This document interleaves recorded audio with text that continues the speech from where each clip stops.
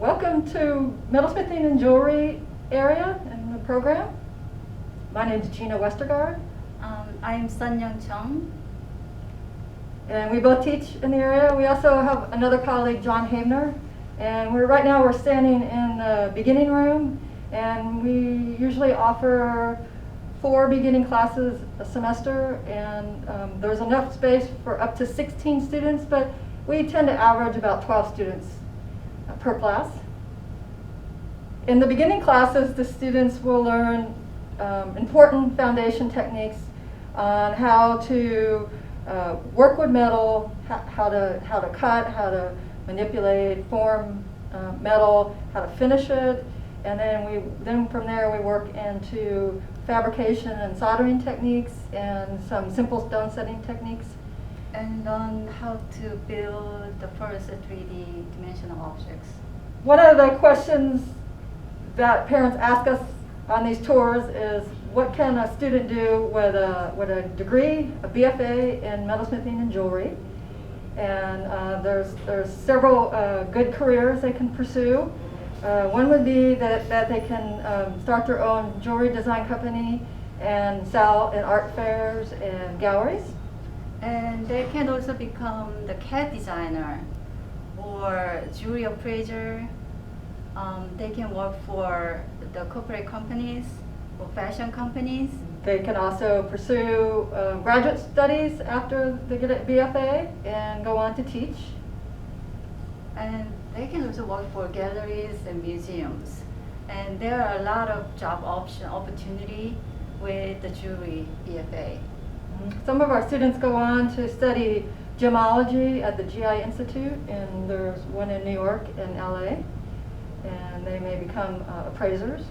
So this is our majors room. We have approximately 20 majors in the program, and our classes for majors tend to run about 6 to 8 students. So there's a lot of one-on-one time that the faculty spend with each student. We are the oldest BFA program in the country, and we're quite proud of that. We have a lot of international students. We also have the exchange programs with Finland and Korea. So every year, our students go to Finland and Korea to have a different experience in learning.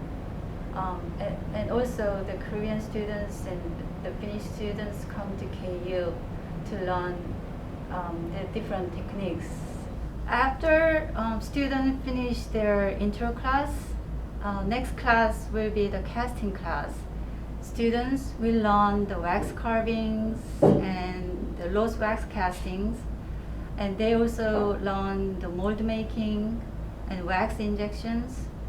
So most of the productions process they will learn during the casting class. This is the hollowware room. So in this room, students are learning how to take sheets of metal, and through various techniques they're forming into vessels. And we also focus on these techniques in jewelry scale as well. We use a lot of hammers, and these are called forming stakes. And we are also working on anvils here. So this usually is a quite noisy atmosphere and with a lot of activity going on.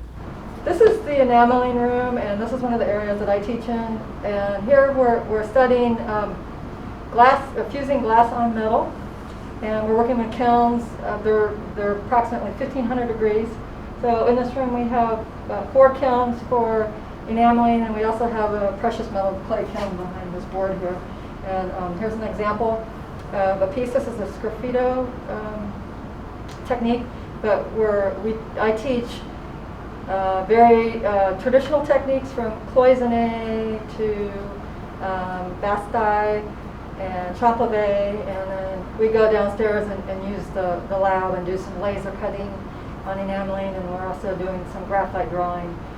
So I really try to focus a broad range from traditional to contemporary and experimental.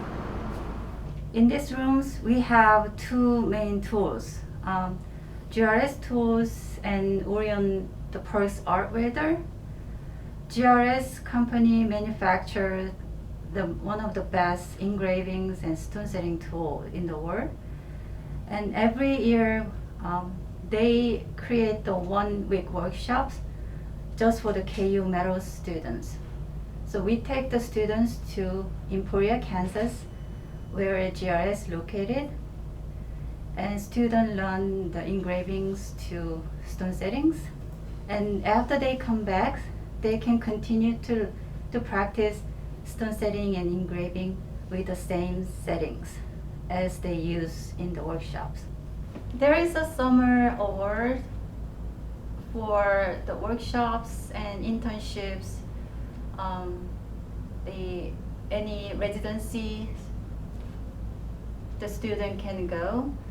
And I was the one who actually received this award when I was in undergrad programs.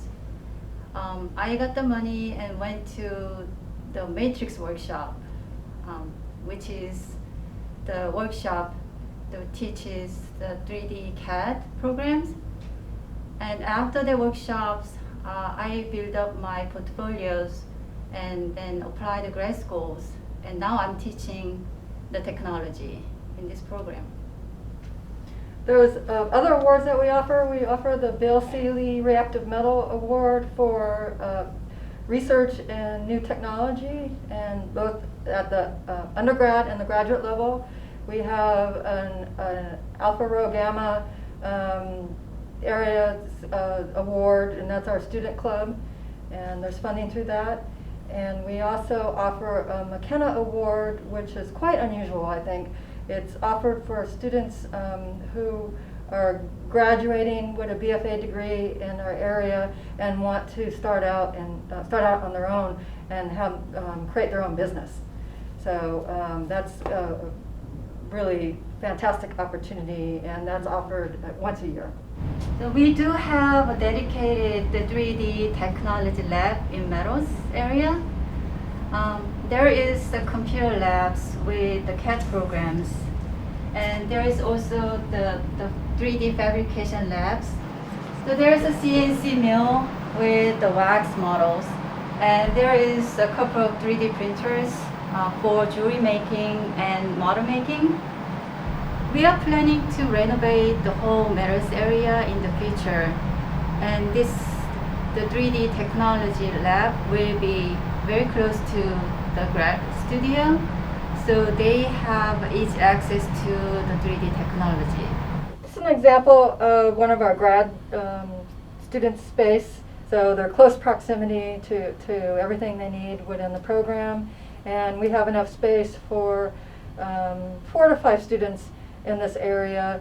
We tend to have about 3 to 4 grad students in the program. Sometimes we have an international visitor come for a year and study.